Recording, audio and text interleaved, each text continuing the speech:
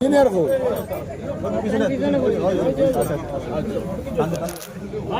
माता की अधिकारी साहब सामने आप भारत माता की भारत माता की मोदी जी जिंदाबाद मोदी जी जिंदाबाद তার আগে এই রাস্তাটা হয়েছে কিসের রাস্তা? প্রধানমন্ত্রী গ্রাম সড়ক যোজনা। ইঞ্জিনিয়ার সাহেব বসে আছেন, তারা ভালো করে জানবেন ভারতীয় জনতা পার্টির অটল বিহারী আসার আগে প্রধানমন্ত্রী গ্রাম সড়ক যোজনার রাস্তা কোন প্রধানমন্ত্রী দিতে পারেননি। 12 বছর তো এক নাগারে ইলেক্টেড হিসেবে নেহরুজি ছিলেন, তার আগে আরো 47 থেকে 4 বছর ছিলেন। কনস্টিটিউয়েন্ট অ্যাসেম্বলি ওনাকে অধিকার দিয়েছিল। কংগ্রেসের কিছু মানুষ মিলে বলেছিল তুমি প্রধানমন্ত্রী হও।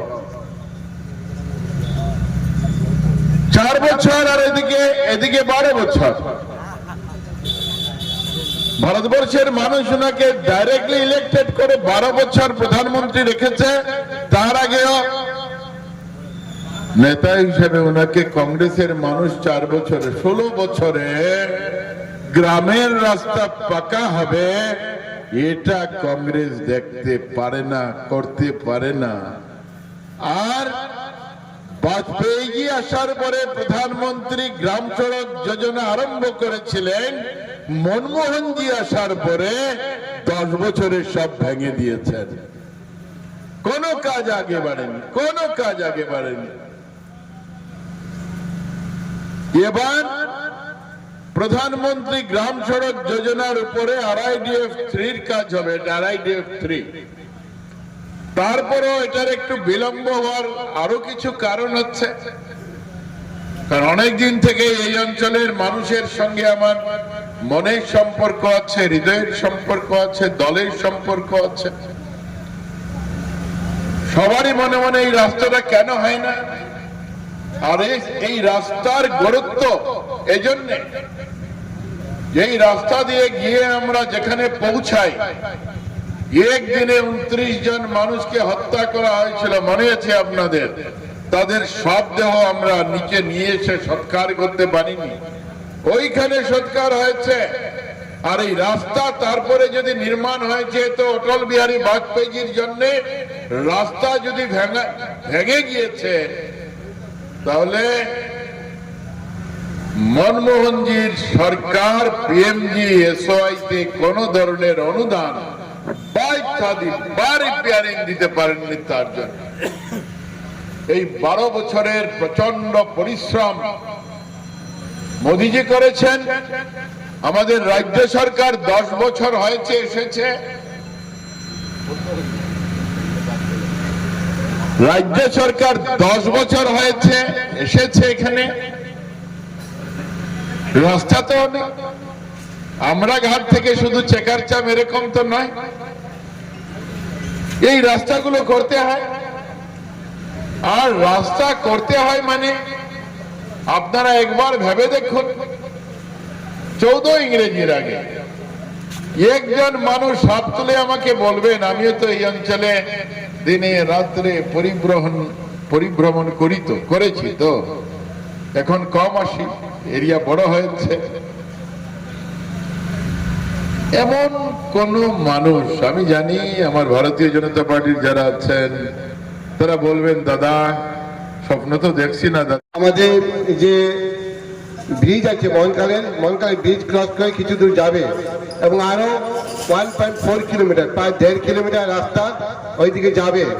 তো ওইগুলোর কাজ আরম্ভ ওনারা বলেছেন এবং আগেও কথা হয়েছিল। তো আমরা এই রাস্তার কাজ আরম্ভ হবে, আপনারা শুনেছেন।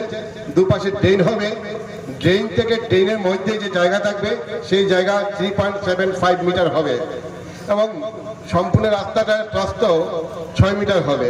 যে 6 মিটার হবে প্রায় 18 ফুট হবে, হয়তো কোনো কোনো জায়গায় এর চেয়ে বেশিও আছে। তো আমরা যে রাস্তার যে কাজ চলবে, মাননীয় ইঞ্জিনিয়ার মহোদয় বলেছেন, আপনারা শুনেছেন, রাস্তার যখন কাজ চলবে, রাস্তার কাজ যেভাবে চলবে সম্পূর্ণ নিয়ম নীতি মেনে কাজ চলবে।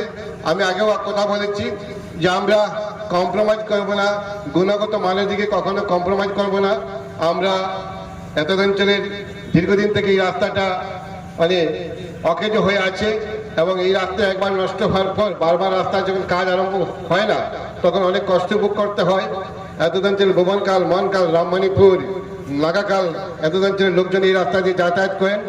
প্রতিদিন কয়েক শত হাজার সহস্রাধিক লোকজন যাতায়াত করেন এই রাস্তা দিয়ে। তো আমরা এই রাস্তার যে কাজ, এই রাস্তা আমরা আগেই বলেছি যে গুণগত মান দিক দিয়ে আমরা কোনো মতে কম্প্রোমাইজ করবো না এবং রাস্তার যে এরিয়ার কথা বলেছেন, যে প্রস্তর কথা বলেছেন যে 3.75 মিটার আছে, এর চেয়ে কম কোনো অবস্থায় কোথাও হবে না। এবং এখানে কিছু কিছু কথা আছে যে আমরা যে দুই পাশে আমলাঘাট বাজারের দুই পাশে আমরা যখন ভুবনকালের দিকে রোডটা নিয়ে যাব তখন দুই পাশে দোকান আছে। তো মাননীয় আমার এখানে যারা আমাদের ব্যবসায়ী বন্ধুরা যারা আছেন, দুই পাশেই আছেন, যারা আছেন আমাদের অতি আপনজন। আমি যখন এই বিধানসভায় যখন টিকিট পাচ্ছি কি না পাচ্ছি সেই যখন ছিল, সেরকম অবস্থা যখন ছিল তখন ওই দুই দিকে যারা আছেন ওনারা সবাই আমার হয়ে অনেকে যখনই আসি ওনাদের মনে সেই উদ্রেক ছিল যে অমিও পাচ্ছে কিনা, অমিও পাওয়া দরকার। ওনাদের মনে সেই মানে আমি দেখেছি বারবার ওনারা খবর নিচ্ছেন। এখানে রঞ্জিতা আছেন, এখানে অর্পণ আছে, এখানে কৃপেশ আছে, আরো অনেকেই আছেন আমাদের এখানে আছে, আমাদের এই দীপনও আছে, অনেকেই আছেন। দুই পাশে দোকান আছে। তো আমিও চাইবো যে আমার অন্ততপক্ষে চাইবো যে দোকানে যারা আছেন ওনাদের কোনো ক্ষতি সাধন না হোক। পাশে পাশে কোনো সময় হয় যে বড় স্বার্থের দিকে তাকালে ছোট ছোট অনেক কিছু ত্যাগ করতে হয়। আমিও আশাবাদী এই দুই পাশে যারা আছেন আমার আপনজন যারা আছেন, ব্যবসায়ী যারা আছেন, প্রয়োজনে তারা এই যতটুকু ছাড়ার প্রয়োজন আছে সেটুকু ছাড়বেন। এবং আমি আশাবাদী সে ব্যাপারে রঞ্জিতার সঙ্গে কথা হচ্ছে, অনেকজনের সঙ্গে কথা হচ্ছিল আমার, আমি বলছিলাম যে এই ব্যাপারে আমিও এক্সপার্ট নই, কারণ আমিও সেই যে কোথা থেকে আরম্ভ হবে যে মাপযোগ যেগুলা এগুলো আমাদের ওনাদের ইঞ্জিনিয়ার মহোদয়রা আছেন এবং পাটোয়ারি আছেন, ওনারা জানেন কোথা থেকে এই কোন জায়গা থেকে মধ্যখান পরে রাস্তার কোন জায়গায় মধ্যে থেকে আরম্ভ করতে ওনারা জানেন। তো আমি শুধু আমার আমলাঘাটবাসী ব্যবসায়ী যারা আছেন সবাইকে আমি করজোড়ে আমি সাহায্য প্রার্থনা চাইবো। এই যে রাস্তাটা, এই প্রথম রাস্তাটার কাজ আরম্ভ হবে, আপনারা সবার সার্বিক সহযোগিতার প্রয়োজন আছে।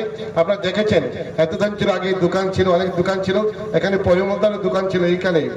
এই রাস্তার জন্য, এই যে রাস্তা হওয়ার জন্য পরিমলদার দোকানটা এখান থেকে তুলে নেওয়া হয়েছে, অনেক দোকান এখান থেকে তুলে নেওয়া হয়েছে। সেরকম কিছু এইবারে ইয়েতে হবে না, কিন্তু আজ না হয় আগামী দিনে বড় বড় রাস্তার প্রয়োজনীয়তা আছে।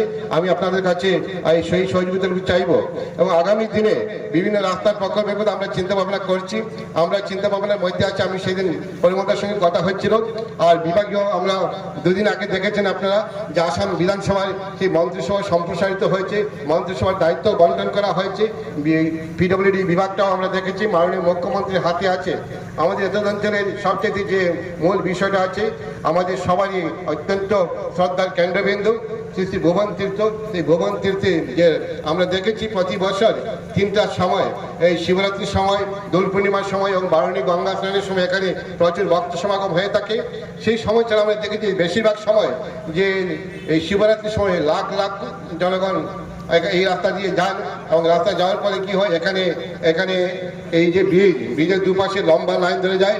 এই ব্যাপারে মাননীয় মুখ্যমন্ত্রী মহোদয় বিগত যখন নির্বাচনী প্রচারে এসেছিলেন তখন ওনার কাছে আমরা আমাদের দাবি রেখেছিলাম এবং মাননীয় মুখ্যমন্ত্রী মহোদয় বলেছেন যে আগামী দিনে এখানে আমলাঘাট বাজারে দুই পার্কে সংযোগ করার জন্য এখানে একটি ব্রিজ স্থাপিত হবে, একটা সেতু নির্মাণ হবে।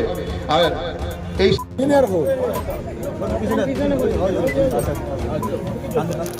भारत माता की जय। भारत माता की जय। भारत माता की जय।